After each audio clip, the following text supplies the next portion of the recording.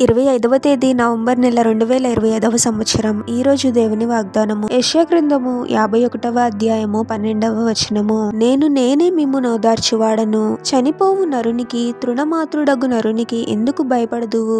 సహోదరి సహోదరులారా, మనము శ్రమలలో ఉన్నప్పుడు, బాధలలో ఉన్నప్పుడు విడిచిపెట్టే దేవుడు కాదు మన ప్రభువు.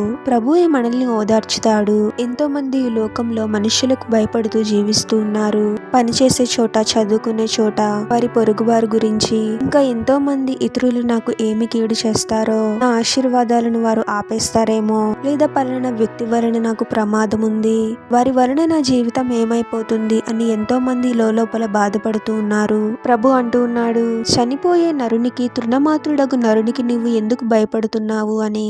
ఎంతమంది మనల్ని తక్కువగా చూసినా, వారి మాటల చేత, క్రియల చేత మనల్ని బాధ పెట్టినా, మనకు ఎటువంటి కీడు తలపెట్టాలని ప్రయత్నించినా, ప్రభు యొక్క కృప ఉన్నంత కాలము మనకు ఎటువంటి కీడు జరగదు. ఒకరి వలన మన ఆశీర్వాదము పోదు, కానీ మనమే మన అవిధేయత వలన ఆశీర్వాదాలను పోగొట్టుకుంటాము. ప్రభువునకు లోబడి నమ్మకంగా జీవించే వారికి ఎల్లప్పుడూ ప్రభు సన్నిధి తోడుగా ఉంటుంది. అన్ని రకముల అపాయాల నుండి, కీడుల నుండి కాపాడుతూ ఉంటుంది.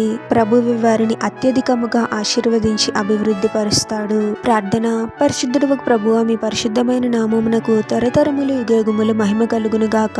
మరొక నూతన దినంలోనికి మమ్మల్ని క్షేమంగా ప్రవేశింపచేసిన దేవా, మీకే స్తోత్రం ప్రభువా. ఎంతో మంది ఈ లోకంలో ఇతరులకు భయపడుతూ జీవిస్తూ ఉన్నారు ప్రభువా. వారి మాటలకు, క్రియలకు ఒత్తిడిని తట్టుకోలేక, ఎవరికి చెప్పుకోలేక లోపల బాధపడుతూ ఉన్నారు తండ్రి. మీరే అటువంటి వారిని దర్శించి ఓదార్చండి ప్రభువా. పలానా మనిషి నాకు ఏమి కీడు చేస్తాడో, లేదా పలానా వ్యక్తి వలన నాకు ఎటువంటి అపాయం జరుగుతుందో అని ఎప్పుడు భయపడే వారముగా మేము ఉండకూడదు తండ్రి. మేము ఒంటరిగా లేము, మీరు మాకు తోడుగా ఉన్నారు అనే ధైర్యాన్ని మాలో కలిగించండి ప్రభువా.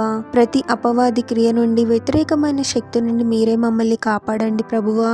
ప్రతి క్షణము మీరే మాకు తోడుగా ఉండండి ప్రభువా.